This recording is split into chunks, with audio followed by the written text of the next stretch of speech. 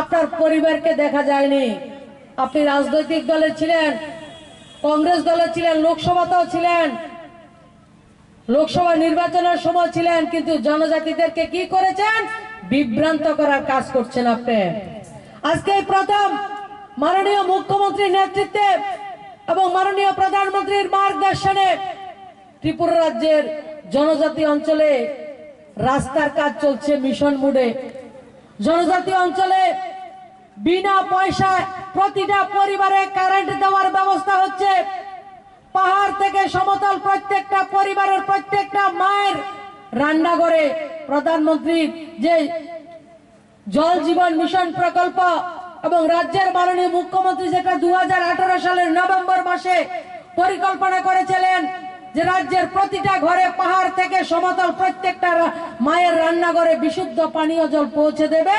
এবং আমার জনজাতি অঞ্চলে বিগত 40 বছর ধরে যে জায়গায় জলের ব্যবস্থা ছিল না, মায়েরা 1 কিলোমিটার, 2 কিলোমিটার, 3 কিলোমিটার দূরে গিয়ে মাথায় করে খাবার জল নিয়ে, পানীয় জল নিয়ে আসতেন। আজকে সেই জায়গায় জলের ব্যবস্থা মুখ্যমন্ত্রীর নেতৃত্বে জনজাতি অঞ্চলে করা হচ্ছে। সেই জায়গায় যারা থাংসার কথা বলছে তারা সেই জায়গায় জলের কাজ করতে দিচ্ছে না। জনজাতি অঞ্চলের ডেভেলপমেন্টকে স্তব্ধ করার জন্য সিপিএম এর যে ষড়যন্ত্র, তীব্রতা, সেই ষড়যন্ত্রে সামিল হয়ে জনজাতি অঞ্চলে ডেভেলপমেন্টের কাজকে রুখে দেওয়ার জন্য কাজ করা হচ্ছে।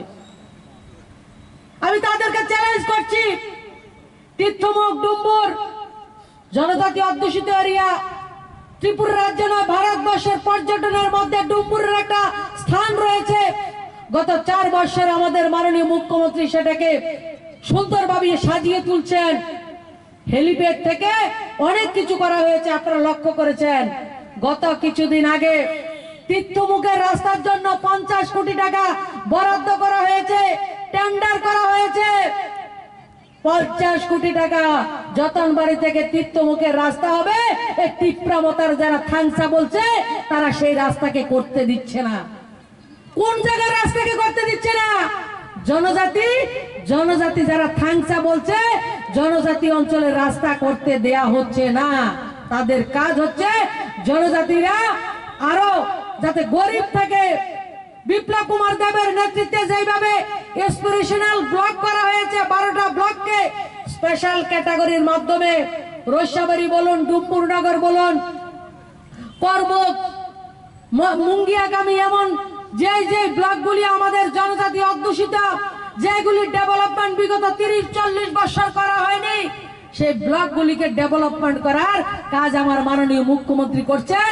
আর যারা থাংসার কথা বলে তীব্রতার নাম নিয়ে রাজনীতি করছেন, ত্রিপুরা রাজ্যের জনজাতিদেরকে ধ্বংসের পথে ঠেলে দিচ্ছেন, তার জবাব এবং তার প্রতিবাদে আজকে ভাই অজিত দেববর্মার নেতৃত্বে 305 পরিবারের 1045 জন জনজাতি ভাই বোন ভারতীয় জনতা পার্টিতে আজকে যোগদান করছেন। আমি তাদেরকে সাধুবাদ জানাই, তাদেরকে অভিনন্দন জানাই। এটা মাত্র শুরু, এটা মাত্র ট্রেইলার। আগামী 3-4 মাসের মধ্যে দেখবেন হাজার হাজার জনজাতি বোন ভাই মাননীয় মুখ্যমন্ত্রীর নেতৃত্বকে সমর্থন করে আমাদের ভারতীয় জনতা পার্টিকে যোগদান করবেন। আজকে সেই মান্দাইতে একটা ছোট্ট শুরু মাত্র হয়েছে, কারণ 2023-এর নির্বাচনে আমার জনজাতি ভাই বোনরা সবটা বুঝে, কারণ তাদেরকে ধমক দেয়া হয়। আজকেও ধমক দেয়া হয়েছে। কিছুক্ষণ আমাদের প্রোগ্রাম 2টার সময় ছিল, একটা সময় তীব্রতার গুন্ডারা, সন্ত্রাসীরা, যারা সিপিএম এর আশ্রিত গুন্ডা ছিল, তারা এই জায়গায় তীব্রতার নাম নিয়ে গুন্ডামি করে গেছে। তীব্রতার যিনি বুবাগরা, নিজেকে স্বঘোষিত বুবাগরা বলেন, আমি উনাকে চ্যালেঞ্জ করছি, আপনার সন্ত্রাসবাদীদেরকে দিয়ে আপনার তীব্রাসার কথা বলে মানুষদেরকে, আমার যুবকদেরকে বিভ্রান্ত করছেন। আপনি ত্রিপুরা রাজ্যের জনজাতিদেরকে ধ্বংসের মুখে ফেলে দেওয়ার কাজ করছেন। আপনাদের ডেভেলপমেন্ট আপনার সহ্য হচ্ছে না। যদি আপনি ডেভেলপমেন্ট চাইতেন আজকে থেকে 20 বছর আগে আপনি তীব্রাদের জন্য, তীব্রাসার জন্য কথা বলতেন, তখন কথা বলেননি। যখন আমরা মহারাজা বীর বিক্রম কিশোর মাণিক্য বাহাদুরের নামে রাজ্য থেকে বুথ স্তর পর্যন্ত একমাত্র ভারতীয় জনতা পার্টির রাজ্য সভাপতি বর্তমানের যিনি মুখ্যমন্ত্রী বিপ্লব কুমার দেব 2016 সালের 19 আগস্ট সর্বপ্রথম ত্রিপুরা রাজ্যের গ্রামে গঞ্জে পাহাড়ে তন্দরে প্রত্যেকটা জায়গায় আমাদের আধুনিক ত্রিপুরার রূপকার মহারাজা বীর বিক্রমের জন্মদিনকে সেলিব্রেশন করার শুরু করেছেন। আমাদের সরকার তখন ছিল না, আপনার মাও মন্ত্রী ছিল, আপনিও কংগ্রেসের নেতা ছিলেন, আপনারা কখনো মহারাজার জন্মদিন আপনারা উদযাপন করেননি। আমরা মহারাজাকে সম্মান দিয়েছি, আর রাজ্যকে সম্মান যারা করেছিল তাদেরকে সম্মানিত করেছি।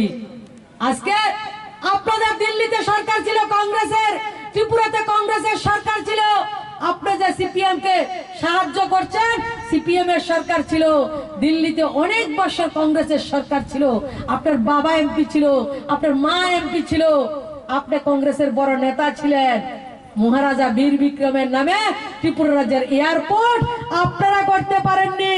রাজ্যের মাননীয় মুখ্যমন্ত্রী বিপ্লব কুমার দেব আমার আধুনিক ত্রিপুরার রূপকার মহারাজার নামে বীর বিক্রম ইন্টারন্যাশনাল এয়ারপোর্টের নামকরণ করে দিয়েছেন। এটা কি অপরাধ করেছেন মাননীয় মুখ্যমন্ত্রী? আপনারা বলুন তো, আমার মুখ্যমন্ত্রী কি ভুল করেছে?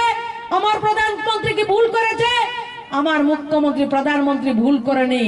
আজকে যারা বুবাগ্রার নাম বলে আমার সরল সহজ জনজাতিদেরকে বিভ্রান্ত করছে, তাদেরকে উপযুক্ত জবাব দেওয়ার সময় এসেছে। সবাইকে আমি বিনম্রভাবে অনুরোধ করব, আপনারা প্রতিরোধ গড়ে তুলুন। যারা আমার জনজাতিদের ডেভেলপমেন্ট সহ্য হচ্ছে না তাদের বিরুদ্ধে আপনারা প্রতিরোধ গড়ে তুলুন। প্রত্যেকটা জায়গায় রাস্তার কাজ হোক, জলের কাজ হোক, ওএনজিসির কাজ হোক, প্রত্যেকটা কাজের তীব্রতা কাজ বন্ধ করে দিতে চায়, আপনারা সবাই জানেন। স্তব্ধ করার ষড়যন্ত্র চলছে, আমাদের আইডিসি কে আমাদেরকে বদনাম করার চেষ্টা করা হচ্ছে, তার উপযুক্ত জবাব আমাদেরকে দিতে হবে, আমাদের প্রস্তুত হতে হবে। আমি গোটা রাজ্যের জাতি জনজাতি অংশের প্রত্যেকটা ভাই বোনকে আমি শুভবুদ্ধ প্রণোদিত যারা নাগরিকরা রয়েছেন তাদেরকে বিনম্রভাবে অনুরোধ করব যে একটা খেলা চালাচ্ছে, সন্ত্রাস খেলা চলছে পাহাড়ে, সেটার বিরুদ্ধে আমাদেরকে সজাগ থাকতে হবে এবং প্রতিরোধ করে তুলতে হবে।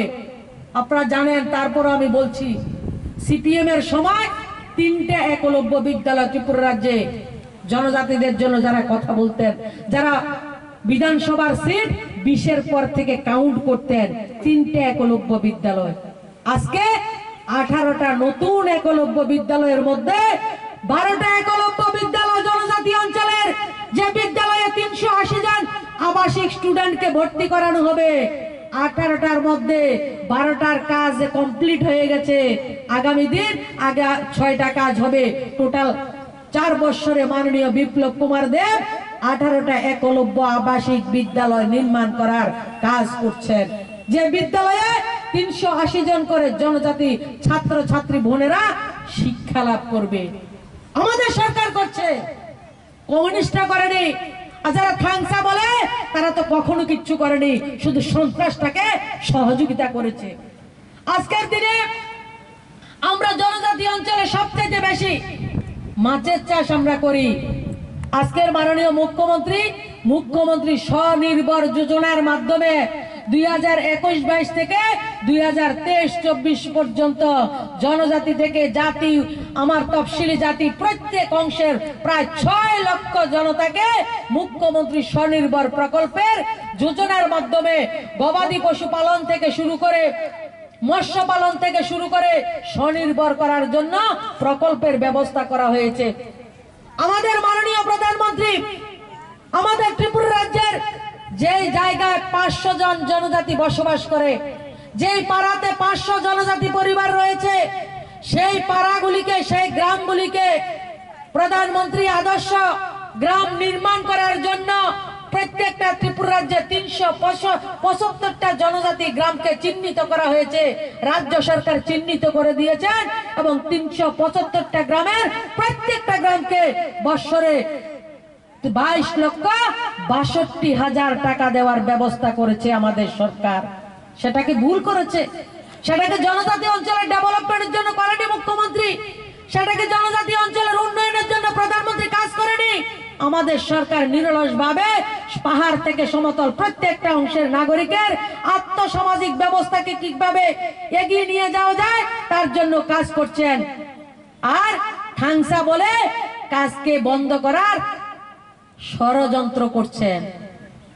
আজকে 19টা দফা ছিল আমাদের ত্রিপুরা রাজ্যে জনজাতিদের।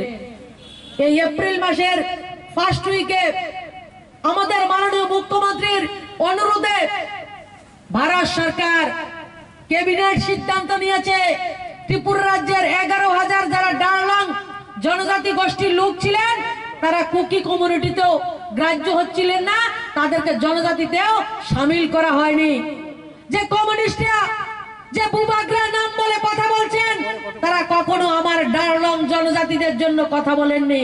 আমার রাজ্যের মাননীয় মুখ্যমন্ত্রীর অনুরোধে ভারত সরকারের মাননীয় প্রধানমন্ত্রীর নেতৃত্বে ত্রিপুরার ডারলং সমাজের জন্য ক্যাবিনেটের বৈঠক হয়েছে, ক্যাবিনেটের সিদ্ধান্ত হয়েছে এবং ভারতবর্ষের লোকসভা এবং রাজ্যসভা ত্রিপুরা রাজ্যের 11,000 ডারলংকে জনজাতি গোষ্ঠীর মধ্যে অন্তর্ভুক্ত করা হয়েছে।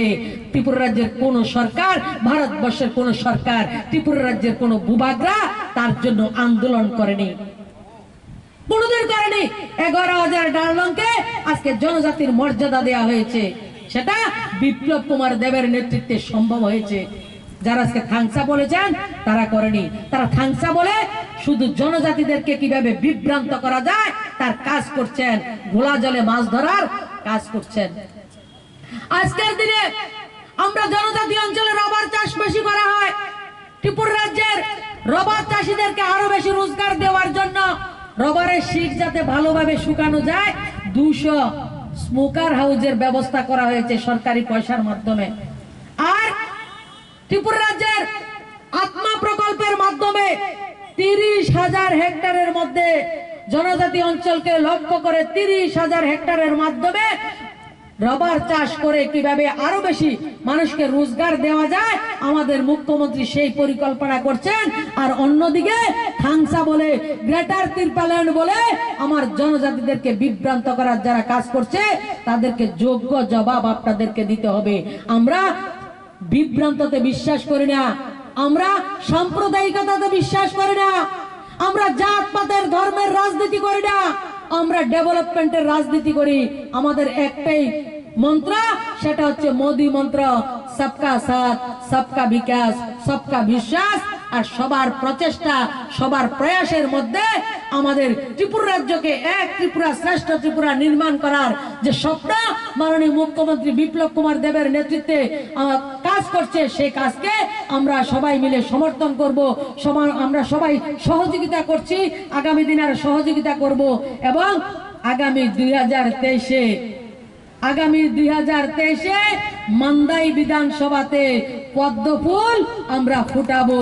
পদ্মফুলের নেতৃত্বে, মোদীজির নেতৃত্বে, রাজ্যের মাননীয় মুখ্যমন্ত্রী বিপ্লব কুমার দেবের নেতৃত্বে মান্দাইতে পদ্মফুল একটা ফুটিয়ে রাজ্যের বিধানসভায় মাননীয় মুখ্যমন্ত্রীকে আমরা উপহার দেব। এই কথাগুলি বলার জন্য আমি আপনাদের সামনে প্রস্তুত হয়েছি। আজকে প্রধানমন্ত্রী আবাস যোজনা ঘর দেওয়া হয়েছে। আপনারা সবাই জানেন 1985 থেকে 2014 পর্যন্ত ত্রিপুরা রাজ্যে 1,13,000 ঘর দেওয়া হয়েছে। আপনি মান্দাই অঞ্চলে ঘুরবেন, একটা ঘরও আপনি দেখবেন না। কিন্তু 2014 থেকে আজকে পর্যন্ত মাননীয় প্রধানমন্ত্রী 2,33,000 প্রধানমন্ত্রী আবাস যোজনা ঘর দেওয়া হয়েছে।